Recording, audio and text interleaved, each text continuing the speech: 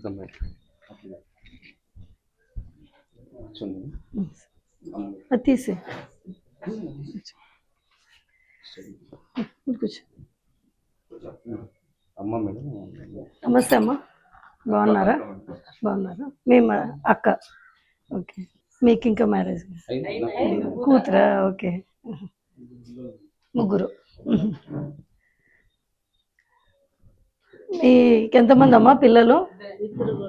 ఇద్దరు అబ్బాయిలు. మీ పేరు? నా పేరు రవీంద్ర. రవీంద్ర. మీ ఫ్యామిలీ బ్యాక్గ్రౌండ్ చెప్తారా? మా ఫ్యామిలీ బ్యాక్గ్రౌండ్ వచ్చేసి బార్బర్ చేసేవాళ్ళు, బార్బర్గా చేసేవాళ్ళు. ఓకే, ఫ్రెండ్ చేసేవాళ్ళు. నేను మా నాన్న 20లో చనిపోయినాడు మేడం. 2020లో చనిపోయినాడు. నేను స్వయంగా నేను ఇక్కడ మా తమ్ముడు డిగ్రీ చదివేవాడు మేడం. డిగ్రీ చదువుతుంటే మధ్యలోనే డ్రాప్ అవుట్ అయ్యి నేను పై చదువులకి కర్నూలు వెళ్ళి చదువుకున్నాను మేడం. ఓకే, పీజీ చేసిన మేడం నేను. ఓకే, మధ్యలోనే మీ బ్రదర్ ఫాదర్ చనిపోవడంతో ఆయన ఇక్కడే మీ ఆయనమ్మ పెరాలసిస్ తో 2007లో పెరాలసిస్ వచ్చింది మేడం. 2020లోన మా అమ్మ 14 ఏళ్ళు ఆయన బాగా సేవ చేసింది మేడం. ఓకే, చాలా కష్టపడ్డారు. చాలా కష్టపడి స్థితికి చేరుకున్నాం మేడం. ఎట్లా మీరు ఎడ్యుకేషన్ ఎట్లా?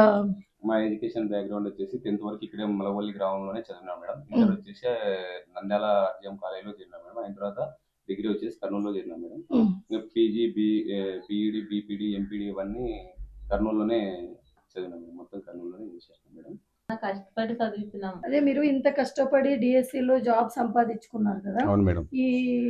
అంటే వీళ్ళు వైసీపీ పార్టీ వాళ్ళు ఎవరైతే ఉన్నారో జగన్మోహన్ రెడ్డి, మీరందరూ కూడా ఇలా అవకతవకలు జరిగినాయి అనేసి ఒక నిందలు వేస్తున్నారు. మీరు దాని మీద ఏం చెప్తారు? మెగా డిఎస్సి 2025లోన మెరిట్ లిస్ట్ లో జాబ్ ఓపెన్ కేటగిరీలో జాబ్ సాధించాను మేడం.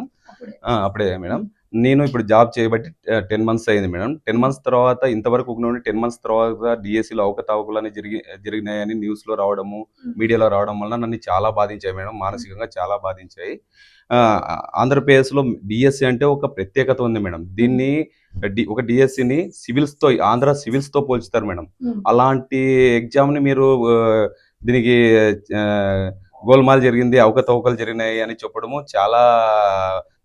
చాలా బాధించాయి మేడం. నాతో పాటు జాబ్ సాధించిన అభ్యర్థులందరూ చాలా సఫర్లో ఉన్నారు మేడం.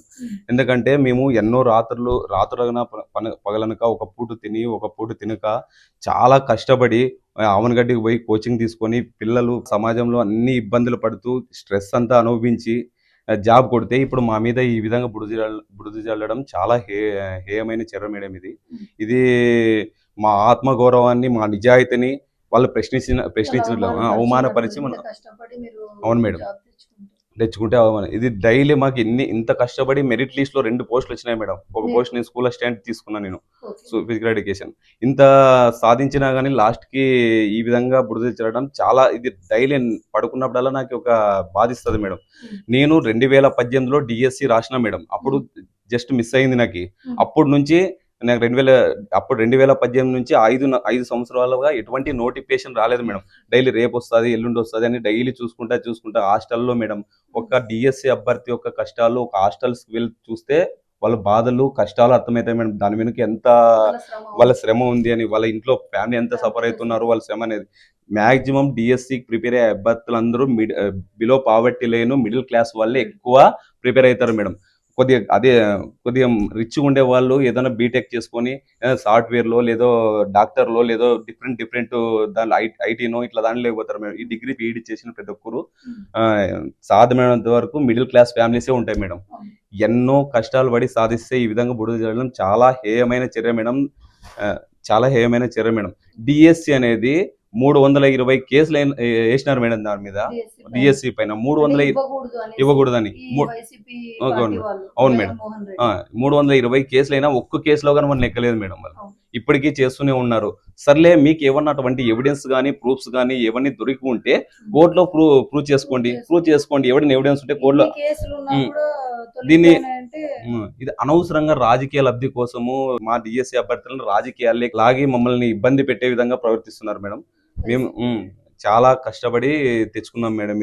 దీనివల్ల మేము ఈ జాబ్ తెచ్చుకోవడం వల్ల అంతో ఎంతో పిల్లలకి బాగా ఇప్పుడు కొద్దిగా సర్వైవ్ అవుతున్నాం మేడం. సొసైటీలో మాకు గాని ఒక పేరు వస్తుంది మేడం, పేరు వచ్చింది మేడం.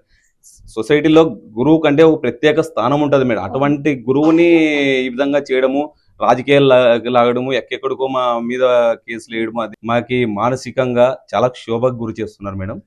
గతంలో మీరు ఇప్పుడు ఈ జాబ్ వచ్చింది మీకు. మేడం. ఇంతకు ముందు మీకు ఫైనాన్షియల్ గా మీరు ఎట్లా ఎవరి ద్వారా తీసుకునేవాళ్ళు? మేడం మేము ఫైనాన్షియల్ కంటే మీకు ఆర్థికంగా మీకు చదువుకు గానీ, మీకు ఏమైనా ఖర్చులకి గానీ మీరు ఎట్లా చూసుకునేవాళ్ళు? మేడం ఫైనాన్షియల్ కంటే ఒక వ్యక్తి బయట కోచింగ్ లో తీసుకొని కష్టపడాలంటే మాకి ఒక 3,000 ఇచ్చేవాళ్ళు మేడం. 3,000 ఇచ్చేవాళ్ళు. మేము రూమ్ రెంట్ అంతా కట్టుకొని 2,000లోన కట్టుకొని మిగతా 1,000 రూపాయలు ఖర్చులు పెట్టుకొని ఒక పూట తినక మేడం చొప్పరాదు మేడం. అది నైట్ 12 గంటలు అవుతుంటది, 1 గంట అవుతుంటది. పొద్దున్న చూస్తే 10 గంటలకు టిఫిన్ చేస్తుంటాం, 11 గంటలకి. ఎన్నో కష్టాలు పడి సాధించినాడు మేడం. ఊకినైతే ఎవ్వరు రాలేదు. అసలు దగాడి చేస్తడం వల్ల ఆ మాటలు చాలా బాధించాయి మేడం, చాలా బాధించాయి మేడం. ఆ విధంగా మాట్లాడడం వల్ల వారు. చంద్రబాబు గారు వచ్చినప్పుడే ఎప్పుడైనా కూడా డిఎస్సి అనేది వచ్చింది. Yes madam, yes madam. ఈ రాష్ట్రంలో డిఎస్సి అంటేనే చంద్రబాబు నాయుడు అంటే డిఎస్సి మేడం. Yes madam. ఆయన ఉన్నప్పుడు మాత్రమే ఇంతమంది డిఎస్సి రిక్రూట్ అయినారు మేడం. రిక్రూట్ చేశారు. అవును మేడం. ఇప్పుడు మీకేమనిపిస్తుంది? ఇప్పుడు నారా లోకేష్ గారు మన ఐటీ విద్యాశాఖ మంత్రిగా వచ్చిన తర్వాత ఒక్కటేసారి మెగా డిఎస్సిని చెప్పిన మాట ప్రకారము ఆ రోజు తొలి సంతకం ఏదైతే ఉందో ముఖ్యమంత్రి గారు ఈ మెగా డిఎస్సి మీద పెట్టారు. దీని మీద మీ అభిప్రాయం ఏంటి? మేడం ఆవనగడ్డలో ఉన్నప్పుడు నారా లోకేష్ గారు ఆవనగడ్డకి వచ్చేసారు మేడం. ఆవనగడ్డలో ఎక్కువ అంటే డిఎస్సి అంటే ఒక ఫేమస్ మేడం. అక్కడ ఒక మాట ఇచ్చారు మేడం, ఖచ్చితంగా మీరు ఏం భయపడకండి, నేను వచ్చిన వెంటనే తొలి సంతకము డిఎస్సి మీదే చేస్తానని ఒక ఇచ్చి అది మాట నిలబెట్టుకున్నాడు మేడం. అది చాలా సంతోషకరం మేడం. ఆ డిఎస్సి ఇచ్చిన దానికే మేము ఇప్పుడు ఒక లైఫ్ అనేది మాకు ఒక ఇన్ని రోజుల కష్టానికి ఒక ఫలితం అనేది వచ్చింది మేడం. 7 ఇయర్స్ అయింది మేడం డిఎస్సి రాక. 2018లో వచ్చింది మేడం. అయితే దాదాపుగా ఒక చరిత్ర మేడం, 100% మేడం. 16,000 డిఎస్సి రావడము ఒక చరిత్ర మేడం, ఒక హిస్టరీ మేడం. ఇది హిస్టరీ రిపీట్ చేసినాడు మేడం. ఇంతకు ముందు ఆయనదే ఉంది మేడం, మళ్ళా రికార్డు మళ్ళీ బదులు కొట్టినాడు మేడం. చాలా సంతోషం మేడం ఈ విషయంలోన. ఇది వీళ్ళు వైసీపీ నాయకులు వీళ్ళు దీక్షలు అన్ని చేస్తున్నారు, ఇది అని దీని మీద మీరు ఏం చెప్తారు? మీరు కూడా మొన్న టీచర్స్ అందరూ కూడా కర్నూలుకి కొండారెడ్డి దగ్గరికి వెళ్ళారు మీరందరూ. మీ ఆలోచన దేని మీద మీరు అందరూ వెళ్ళారు మేడం? దీన్ని అనవసరమైన ఒక డిఎస్సి అంటే చాలా కష్టపడి ఒక మిడిల్ క్లాస్ ఫ్యామిలీ నుంచి వచ్చి కష్టపడి సంపాదించాడు. దీన్ని రాజకీయంగా చేసి వాళ్ళు లబ్ధి పొందాలనుకుంటున్నారు కానీ అసలు ఎప్పటికీ పొందలేరు మేడం. ఇది మన చూసినారు మేడం, కొండారెడ్డి బురుజు నుంచి జిల్లా పరిషత్ వరకు ఎంత పెద్ద ర్యాలీ చేయాలి, ఎంత స్వయంగా పాల్గొన్నారు మేడం. స్వయంగా పాల్గొన్నారు, ఎవరు చేయకుండా వాళ్ళే స్వయంగా.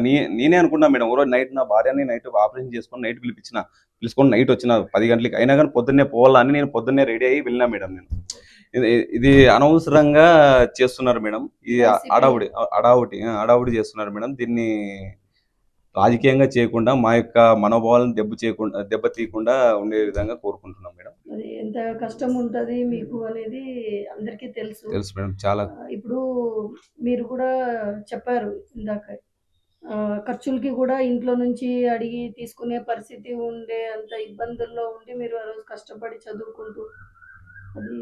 ఇంకోటి మేడం, నేను మున్సిపల్ కమిషనర్ వాళ్ళ ఇంట్లో ఉండేవాడిని మేడం. ఆ ఇంట్లో ఉంటే ఆయన నేను చూసి ఎవరికి చెప్పలేదు. నేను వాటర్ క్యాన్లు కానీ మోసిన మేడం.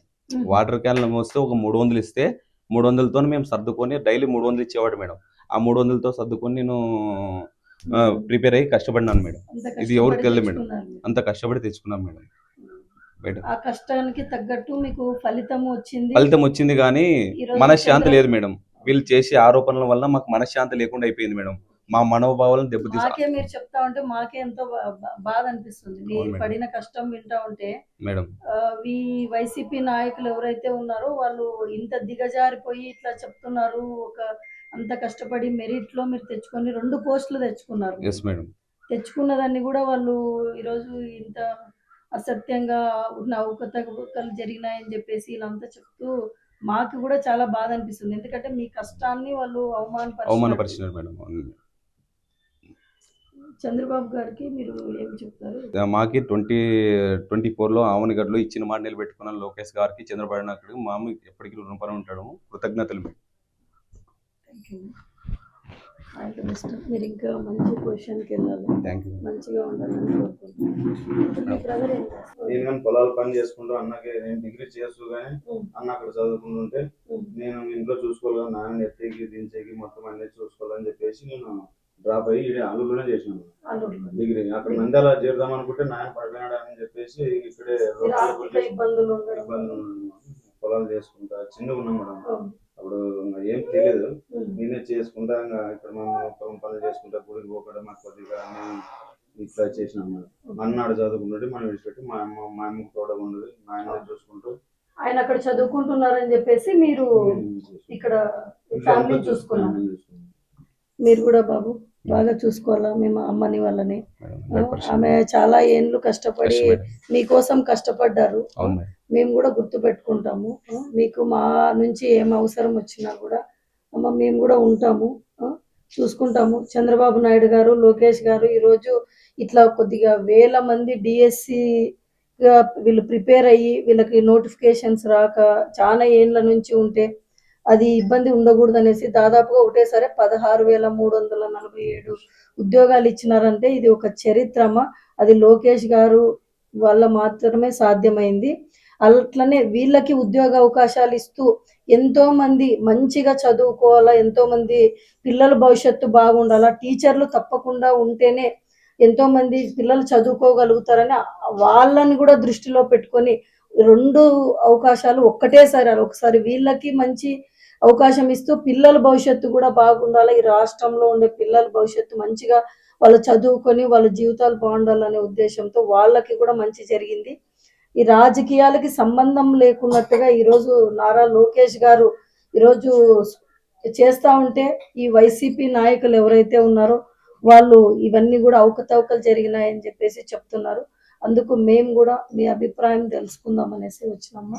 చాలా సంతోషం. మీ అందరు కూడా బాగుండాలా, మీరు ఇంకా మంచిగా ఎదగాలని చెప్పేసి ఆ భగవంతుని కోరుకుంటున్నాను. Thank you.